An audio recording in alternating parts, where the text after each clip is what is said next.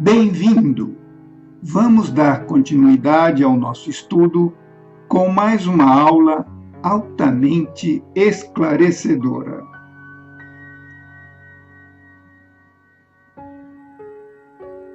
Curso de Biomusicoterapia, lição 3, Voz, Som e Terapia. Tópicos da lição 3, Introdução, Imaginação é Ver, o Cérebro, Campo sonoro científico, características do som, o fluxo sonoro, povos antigos e som, Idade Média, flautista de Hamelin, Farinelli, o poder de sua voz, astecas, terapêutica musical, eletroencefalografia, ondas cerebrais, músicas alfagênicas, psicogênesis, musicopraxis 3 e veja na próxima lição. Dando sequência ao nosso curso, como sabemos, a terapia musical é vasta, com muitas ramificações. Nesse curso, estamos procurando estudá-lo sobre vários aspectos. Vamos a mais um deles, imaginar é ver. Já mencionamos anteriormente que a imaginação é um poder extraordinário. O nosso triunfo ou fracasso depende, até certo ponto, da nossa imaginação, bem ou mal dirigida. Os indivíduos agem, sentem e até desenvolvem de acordo com os padrões daquilo que imagina ser a verdade sobre si mesmo e sobre o ambiente que o rodeia. O sistema nervoso não faz distinção entre a experiência real e a experiência imaginada. Nos dois casos, o sistema nervoso reage automaticamente à informação. Portanto, o sistema nervoso reage ao que você pensa ou imagina ser a verdade. Se porventura criamos uma imagem deformada de nós mesmos ou do meio circundante, consequentemente, nossas reações serão equivocadas. Por outro lado, se atuarmos de maneira correta e determinada no campo imaginativo, logo criaremos situações mais favoráveis a nós mesmos e ao meio. A cibernética considera o cérebro, o sistema nervoso e o sistema locomotor como um sistema servomecânico extremamente complexo, como se for uma máquina que busca fins determinados, seja quais sejam, utilizando o banco de dados da memória através do biofeedback. Porém, tudo ou quase tudo de forma automática e inconsciente. Devemos, pois, buscar nos assenhorar da nossa própria máquina orgânica. Logo, uma máquina não pode imaginar, pois o que há nela é programa. A imaginação é uma faculdade que pode se desenvolver no homem e na mulher. A imaginação é mais poderosa que uma máquina, pois dela provém todas as máquinas. O cérebro humano é um instrumento extraordinário. O cérebro humano está dividido em dois hemisférios, o hemisfério direito e o hemisfério esquerdo. E pesquisas do psicobiólogo Dr. Roger Sperry e de outras autoridades chegaram à conclusão que o hemisfério esquerdo é mais adequado para o pensamento verbal, lógico, quantitativo, analítico.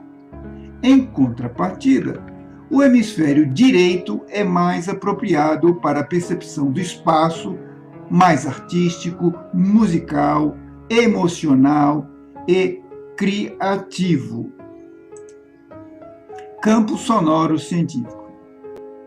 Nos dias de hoje, a ciência tem buscado analisar e compreender o som além dos limites tradicionais, chegando já às observações nos campos ultrafísicos. Vamos entender como ouvimos. O nosso ouvido só é capaz de ouvir as vibrações compreendidas entre 16 e 32 mil ciclos por segundo. Abaixo de 16 ciclos por segundo está o infrassom. E acima de 32 mil ciclos por segundo, ou hertz, está o ultrassom. Os infrassons e os ultrassons não excitam nosso aparelho auditivo, mas nem por isso eles deixam de existir e, sobretudo, de atuar sobre nós mesmos. Características do som. O som tem 3 características fundamentais. A intensidade, que está intimamente associada à amplitude da vibração, amplitude do som forte ou um som fraco, amplitude grande e amplitude pequena. A altura, os sons agudos são altos, tem grande número de vibrações, enquanto os sons graves, baixos, têm pequeno número de vibrações. E o timbre, que é a mesma nota musical tocada no violino ou na flauta, difere apenas no que chamamos de timbre. Então, essas são as 3 características fundamentais do som. Existem os sons abertos, agudos e uma série de características interessantes sobre os sons que você poderá lê-lo na lição. Quanto à voz humana, podemos encontrar as seguintes características. No homem, ele pode ser baixo, barítono ou tenor. E na mulher, ele pode ser contralto, meio soprano ou soprano. E aqui nós temos a relação das notas musicais ou do alcance da voz com relação a essas características da voz humana. Fluxo sonoro. Tudo na vida tem uma relação musical ou vibracional. E aqui o Dr. Samuel Nunville, numa de suas cátedras, numa de suas conferências, chamada Corrente do Som, ele dá uma ideia. Extraímos um trecho que você poderá lê-lo. Tudo na vida produz som, desde o mais ínfimo elétron em seu rodopio sobre si mesmo, até as gigantescas galáxias. No universo nada está parado, tudo se move. Em se movendo, produz som, quer seja perceptível pelo ouvido físico ou não. Povos antigos e o som. Os egípcios, interessante os egípcios, para os egípcios o deus Thoth criou o mundo com sua voz, isto é, com o som, e com ele originou também o nascimento de 4 deuses, os quais, com seu poder, organizaram e povoaram o mundo. Os hebreus também. A Bíblia narra sobre Josué e também as muralhas de Jericó, que caiu ao som das trombetas. Vale a pena ler sobre isso. Os gregos também utilizavam os sons, né? Diz que, inclusive, um grego extraordinário chamado Xenócrates curava maníacos com um solo de instrumentos musicais. Veja que a musicoterapia ou a biomusicoterapia não é nada tão recente. Na Idade Média, também se utilizava os sons, como em 1489, Marsilio Ficino elaborou um trabalho dentro do que hoje conhecemos como musicoterapia. Veja que já há cerca de 500 anos atrás já haviam estudos sobre o efeito positivo da música. Flautista de Hamelin, uma lenda muito interessante, né? Diz a lenda que o povo de Hamelin se encontrava infestado de purratas, tornando-se a vida quase impossível. Chegou na cidade de Hamelin um pequeno homem que tocava flauta. O flautista fez um acordo com o alcaide da cidade, dizendo que afastaria os ratos mediante um pagamento. O alcaide concordou. O flautista começou sua tarefa na extremidade do povoado, tocando uma música de singular beleza irresistível. Sua doce música provocou que os ratos saíam de seus ninhos e seguiam a deliciosa música do flautista. Levando toda a manada de ratos, o músico se dirigiu ao rio e atravessou o rio, e os ratos seguiram afogando-se. O flautista retornou à corte para receber o pagamento, mas o alcaide, vendo seu problema solucionado, não quis pagar. E o flautista, aparentemente resignado, retornou ao extremo do povoado, outra vez voltou a tocar uma melodia maravilhosa e irresistível, e à medida que ia atravessando a cidade, as crianças saíam de suas casas e o seguiam. Em pouco tempo, todas as crianças o seguiam. Sua música parecia mágica, exercendo um fascínio espetacular. O homem da flauta outra vez se dirigiu ao rio E os pais, percebendo a intenção do flautista, gritaram desesperados para as crianças, mas tudo foi inútil. O flautista, juntamente com as crianças, foram pouco a pouco afundando nas águas do rio e submergiram para sempre. Esse é um conto da literatura universal, onde o poder da música aparece. Farinelli também, um indivíduo que tinha um poder extraordinário na sua voz.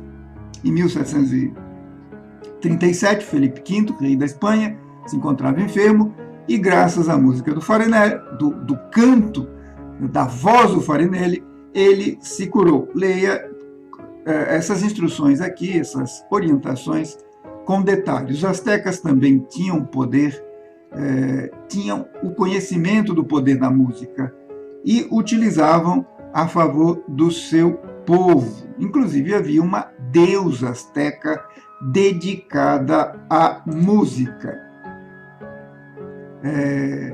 E os astecas tinham um tambor extraordinário que poderia ser ouvido até mesmo a 10, 12 quilômetros de distância com um efeito terapêutico.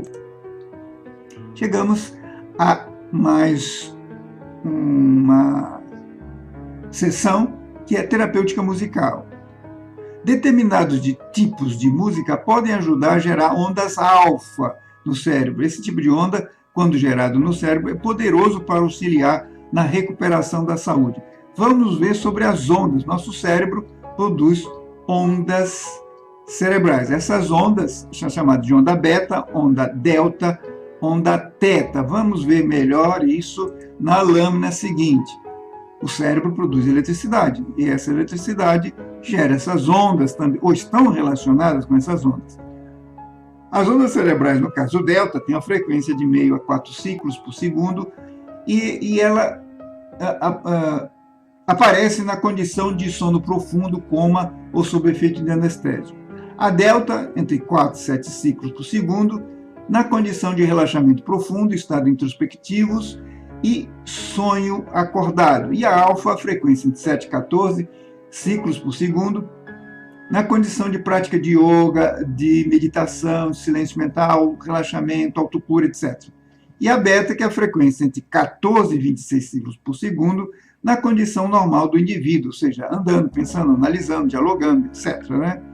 Então, essas são as 4 ondas cerebrais que colocamos uma série de instruções ou orientações detalhadas que você deverá lê-la com toda atenção. O que mais nos interessa é a chamada onda alfa, que com o relaxamento você produzirá em seu cérebro, gerando um estado bastante agradável. Aqui nós apresentamos músicas alfagênicas, ou seja, músicas que vão ajudar a gerar essas ondas alfa no seu cérebro. Nós destacamos aqui um autor especial chamado Steve Halper e citamos várias composições dele, como Resting Peace, Down, Zodiac Suite, Spectrum Suite, Comfort Zone 1, Comfort Zone 2 e várias outras.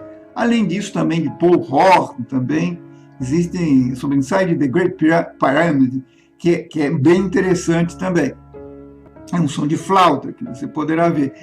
Nas clássicas, destacamos a Vivaldi, em concerto em Lá menor, o Largo, nas partes chamada Largo, você também poderá ouvi-lo, e vários outros também que citamos.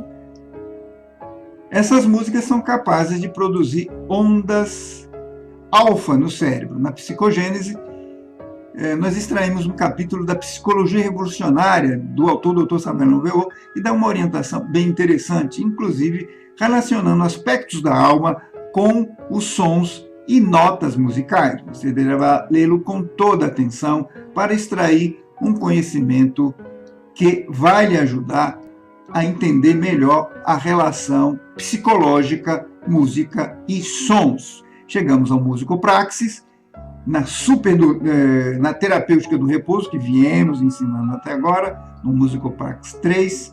Já citamos anteriormente as etapas do relaxamento e, por fim, chegamos ao relaxamento atômico. Essa é a etapa do relaxamento, depois entraremos em outras etapas de interiorização. É possível relaxar átomos? Sim, é possível. ou melhor, é possível harmonizá-los, relaxar exatamente, mas harmonizá-los. E aqui citamos também uma lista de músicas que ajudam no estado de interiorização, isso que ajuda o relaxamento. E aí vamos continuando a terceira parte do relaxamento biomúsico cromático. Citamos aqui, passo a passo, como você deverá praticá-lo. Basta lê-lo e seguir as instruções para isso, aprendendo a concentrar em determinadas partes do corpo, juntamente com a visualização de uma cor, tendo ao fundo músicas que colaboram com isso.